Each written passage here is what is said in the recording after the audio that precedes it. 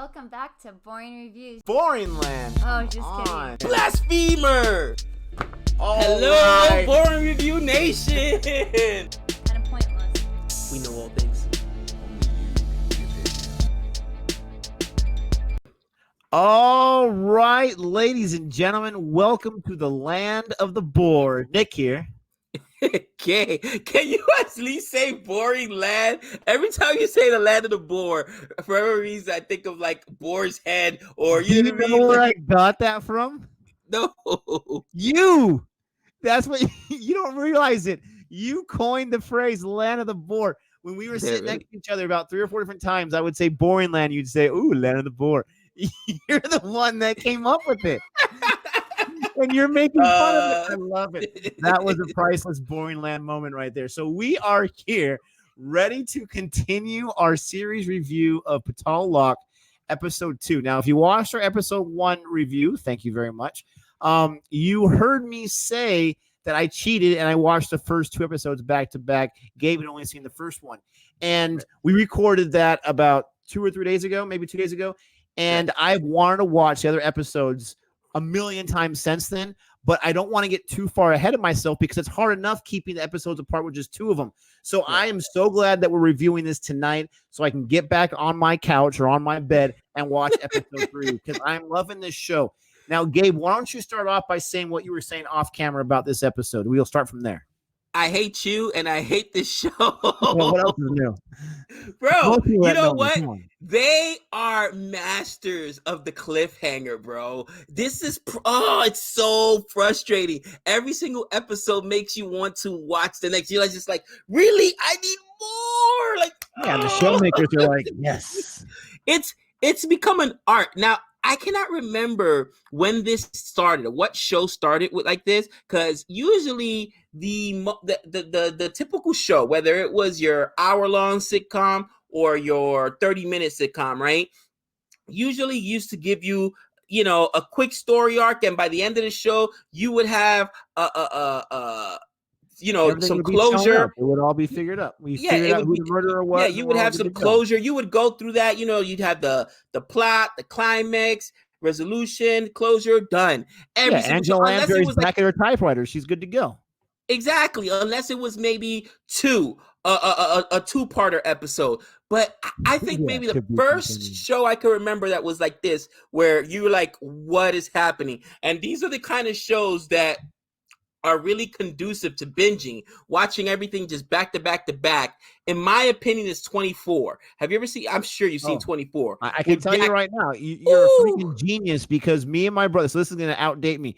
We were part of Blockbuster's MVP plan. You pay $20 a month and you can rent as many DVDs as you want throughout that month with a limit per day. We would rent season 1 or disc 1. They'd only let you rent one at a time. And we would watch those 4 episodes back to back to back to back. And then we'd be sitting there like 3.5 hours later, like, we need some more 24 because we had nothing else going on. And we'd want to go back and, oh, you already rented your DVD today. Like, no, you're killing me. I got to watch the next 4 episodes. So I know exactly what you're talking about. But real quick, I know the original one that started this whole thing. I do. It was a movie. Okay. It was a movie called Cliffhanger. Come on. Oh, that's a bad joke. Let them know in the comments, guys. That's a dad joke. That's not just a bad joke. That's a dad joke. Oh, come on. You totally fell for it. I love it. I'm like, which one? But bro, it is so frustrating to like get there. And you were right. You made a comment the very first time we reviewed this, and you were like, it's the first show I've seen where you're like, that was 42 minutes? What? You know what I mean? It goes by so quickly because you just like, I need to know. Okay. Real quick, okay. I know you're usually the master of synopsis. I'm gonna try this real quick. Let me know. In this episode, okay, basically you have the main detective getting some more information. Now it's so funny because it opens up with this old guy, and he's like, what's this old guy got to do with it? Nothing. They're actually at the river at the site where the kid threw the phone over the bridge, right? Kabir M threw the phone over the bridge and it went into the water. So they've got a diver looking for the phone. First thing I'm going to say is I think that, okay, I don't care where you're at, unless this is a very, very poor town in India, they should have the resource to get, real divers. We're talking about divers with diving equipment, right? To go find this phone. So either they're trying to stifle the investigation by not giving them, and maybe that's just me thinking too much into it, but bro, they've got like literally a guy going down there, no goggles, no air tank, nothing, diving and dredging the bottom of this river to look for this phone. Really? I'm like, what's going on here? But I feel like they're trying to stifle his investigation, basically. They don't want him to solve this thing. They just want him to, hey, you know what I mean? And we got that feeling from the beginning. They're just giving him the story. This is all you need to know. Prosecute these guys. There's something going on there. Okay, there's something going on there. With that being said, they're looking for the phone. This is how the episode begins. Then, as the episode moves forward, we start following the 3 different storylines. This storyline begins with the interrogation. I'm for lack of a better term, call them the 4 horsemen, because these guys are like criminals. All right, we're gonna call them the 4 horsemen of apocalypse. All right, and they're led by my boy, a compounder. Okay, aka in this film, it's Vishal Tiger. Okay, Vishal Tiger has 45 bodies on him. So even the cops, as they're interrogating him, are intimidated by him. And you should be, because he's getting beat with a stick, and this guy is barely even wincing. The cops are sweating like, pop, pop. They're hitting him, interrogating him. The other cops there, and the cop, he just turns and gives him a look like, all right, you would have cut that out already, because now you're annoying me. As they're beating him with the stick, no pain is really registering. The guy's not crying or breaking or falling apart. And then the cop kind of looks at his superior, and he says, he asks the rookie partner, he says, how many bodies? 45? We're not getting anything out of him, okay? So they get nothing out of him. They go to the second interrogation. The second interrogation is the younger dude. Okay, he actually eventually ends up breaking. He tells his story, which we still don't know if it's true. He could be an unreliable narrator, but basically he just fell into this thing. He was basically just a driver. Okay, we find out his backstory. He's driving for them. He fell into this thing, and by the time he realized what was going on, he was trying to get out of it. It's too late.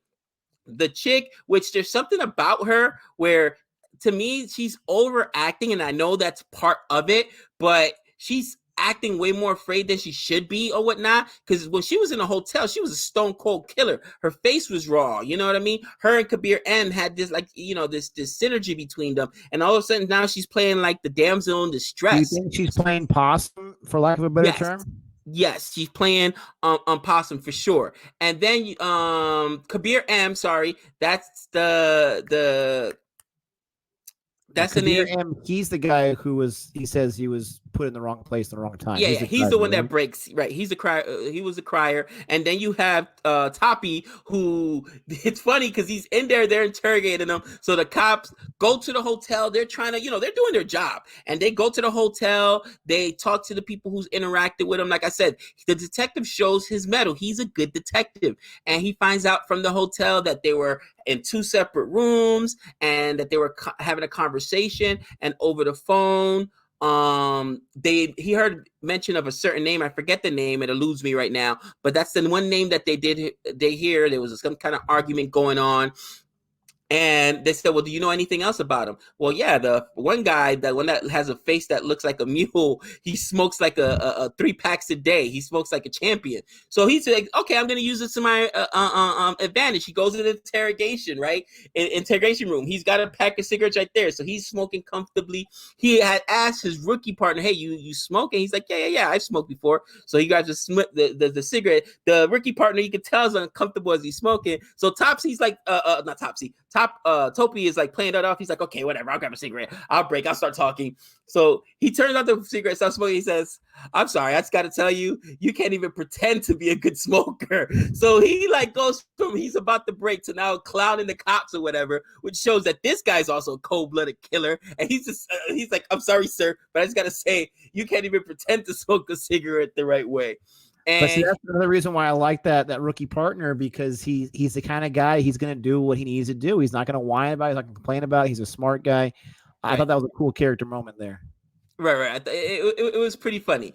Anyway, That follows that storyline. Basically, our 4 guys are getting interrogated, and all we find out so far from this episode is that the one kid, supposedly Kabir M, just fell into this thing, and he was just a driver. He didn't know what they were doing. He didn't know who they were gonna kill. That he did tell them that they went and did some surveillance. He did give up that much information. So they find out through Kabir and through interrogations that there's another guy that they're looking for. The name eludes me. So that leads them to the guy's residence. And when they go, the guy tries to bolt on them, which was the one part about this episode. Can cops not run in this police department? Are you kidding me, man? Like they get outran. Like, dude, are you serious? Get in shape, man.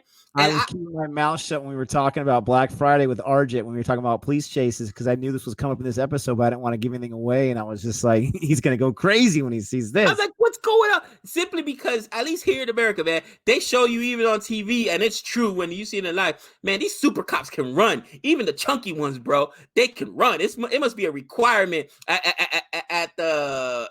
when they get hired, all right, you need to be able to run 2 miles without, with all this equipment on, without gasping. So I don't care how much Dunkin' Donuts your local police officer has. Trust me, he's gonna chase you down for a good mile or 2. You know what I mean? Like this. It's got to be on the application TCR, the Tom Cruise run. You got to be able to do it.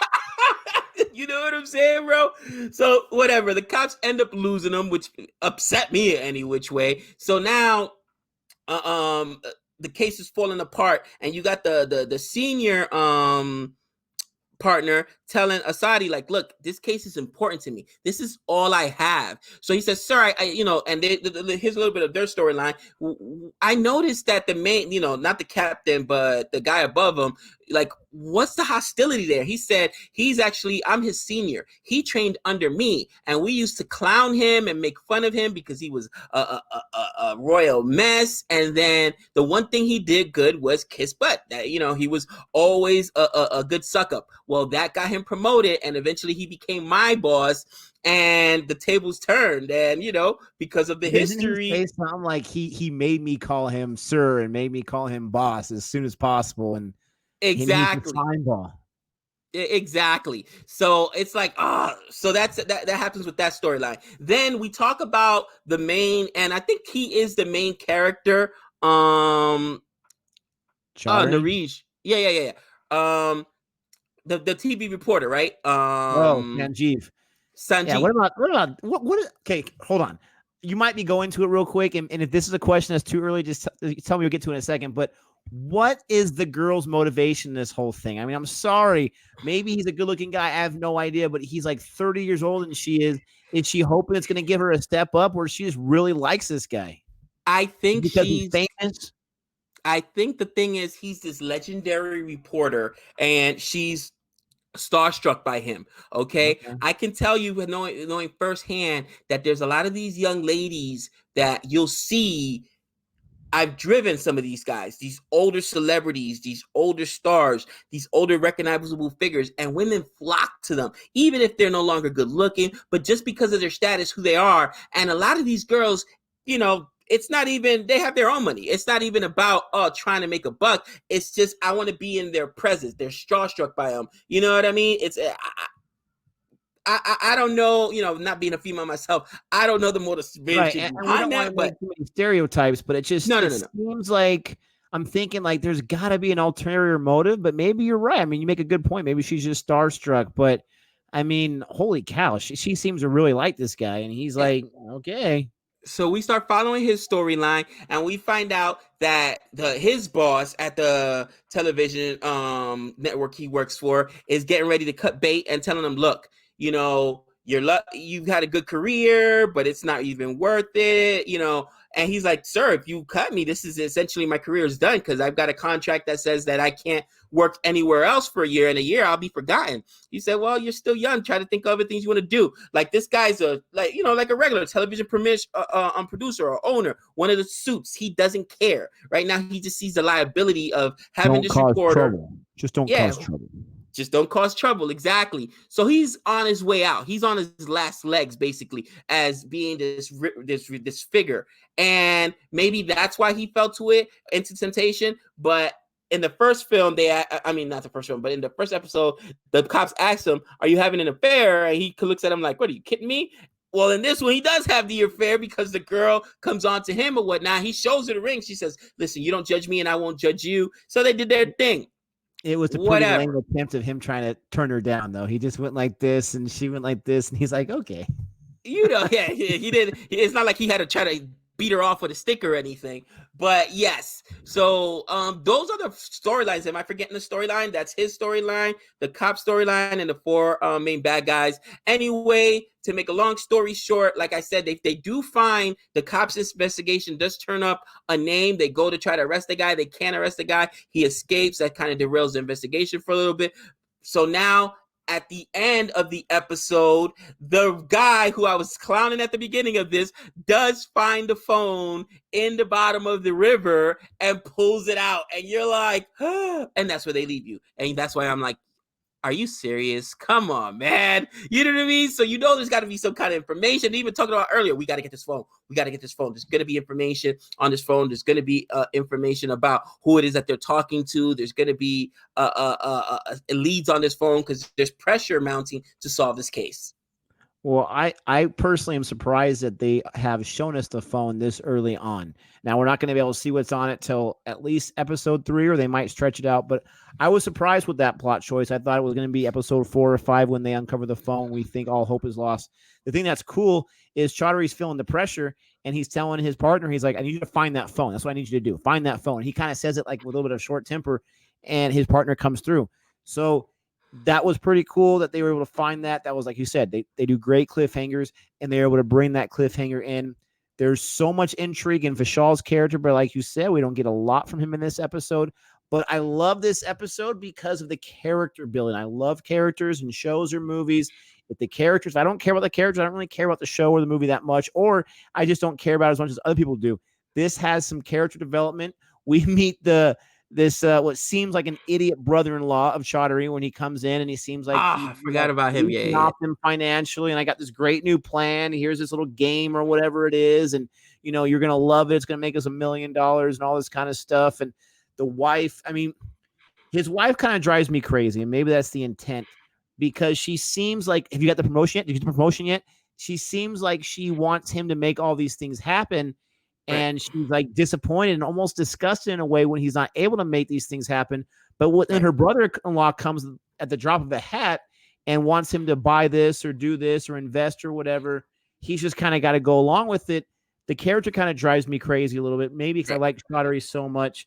But you did a really good job. You covered most of the bases there. I covered all the bases. I forgot about Chaudhary's relationship with his son, and that's yes. That to me is foreshadowing something's going to happen. You can already see he's got a strained relationship with his son, and his son is embarrassed of him, kind of like the mom. And I blame on the mom on that. The mom doesn't let Chaudhary properly discipline his son. His son walks away from him. His son ignores him. His son, he goes to pick up his son at school, and his son's in the car. He's embarrassed because his dad's police car won't start, so he disappears. Like he does all this bratty stuff. But then later on, you find out that the son's hanging around with some rough kids or whatnot, and one of them's got a gun, and then he's trying to hold his gun. I'm like, what are you doing? You're the son of a cop. He's pointing at the guy for a second, and the guy's like, what are you doing? Oh, nothing. I was just messing around. This guy's going to be trouble. Real quick, did I catch it right, or was I wrong? Did they make a mention that he is not Chaudhary's biological son, and that he kind of adopted him when he was really young, and that's why he doesn't give him a lot of respect, because he's technically not his father, but he's been there the whole time? I must have missed that. Maybe I could be making up. There was a quick little comment made, and I'm not sure if he was saying because he's not my real son or because he doesn't act like my son. I can't remember. Let us know in the comment section. I could have just fabricated that. But that would make a little more sense, even though it doesn't really matter, biological or not, who's the person in your life that's your father who's providing for you. But I wonder if that has something to do with it. But yes, this son, he's going to be, I can see it right now. He's going to get too deep. He's going to think he's too cool. He's going to get himself in a lot of trouble. And Chaudhary's going to have to come in, sacrifice a lot to get him out of that trouble. But, I mean, he's going to be some serious trouble. Hopefully he doesn't get into too much trouble. I will say this. I have never had at least the experience with a show where the main character, the person you're drawn the most to, and maybe again, it doesn't look like Vishal Tiger, who is Abushkin Banjari. He was again in Mizupar, okay, compounder from Mizupar, okay. He's got like this menacing. He's a scene stealer. He builds so much intrigue. You want to know so much about him, but he's gotten like the least amount of screen time, just minimal. And I don't think, you know how they say the less you give them, the more they want. I guess they film, you know, the showrunners are doing that kind of thing, just giving him to us, I should say, in doses. But I'm so intrigued by this character, and I want to know what's going on with him. Having seen already the what do you call it? The trailer. We know later on, either it's through flashbacks or whatnot, that we do get to see him go off. So I cannot wait for that. You know what I mean? Man, if but you go off. they're doing an unbelievable job of building suspense and intrigue. Just suspense and intrigue. And mark my words, I promise you, we haven't gone ahead. Maybe I'm wrong, but the chick of the Four Horsemen, she I always forget her name. Name is it either Mary or Chini or something like that? Chini, yeah.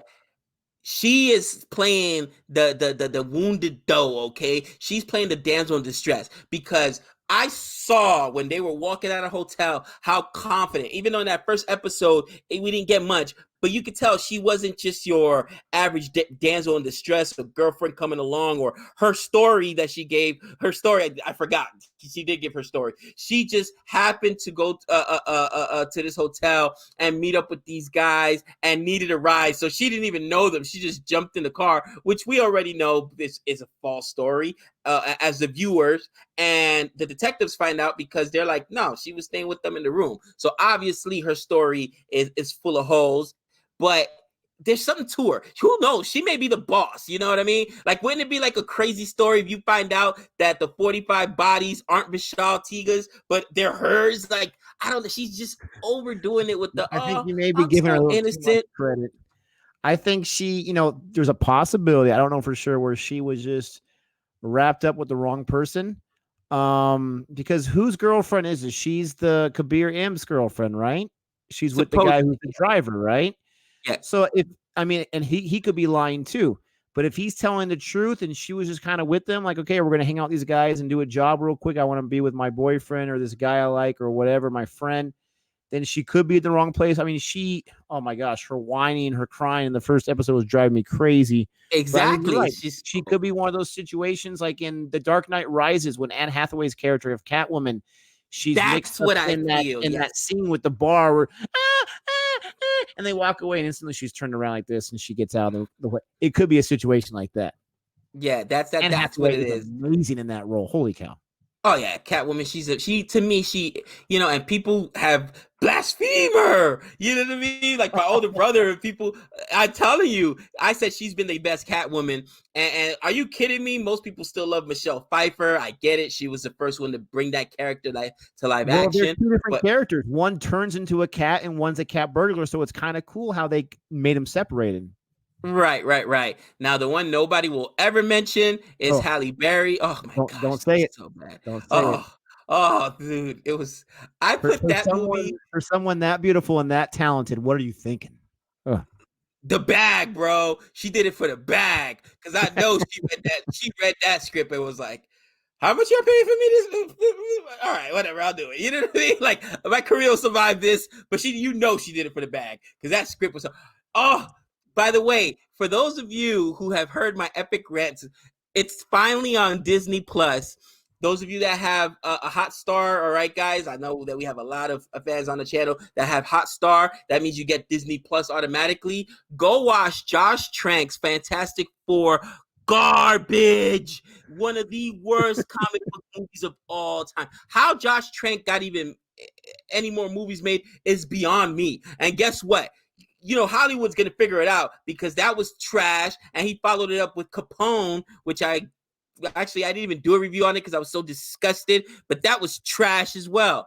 Bro, Josh Trank must just walk between the raindrops, bro. Like, you know what I mean? He knows somebody. It's going to come out that he's related to, one of the big money financiers in Hollywood or whatever. Because the guy did one good movie in Chronicles and all of a sudden, just keep writing them black checks and let him keep producing these absolute bombs. Oh, my gosh. So, when you thought we weren't going to go off the rails, Gabe is our go-to guy. He is our pinch hitter. He is our DH, our clutch guy. He comes through.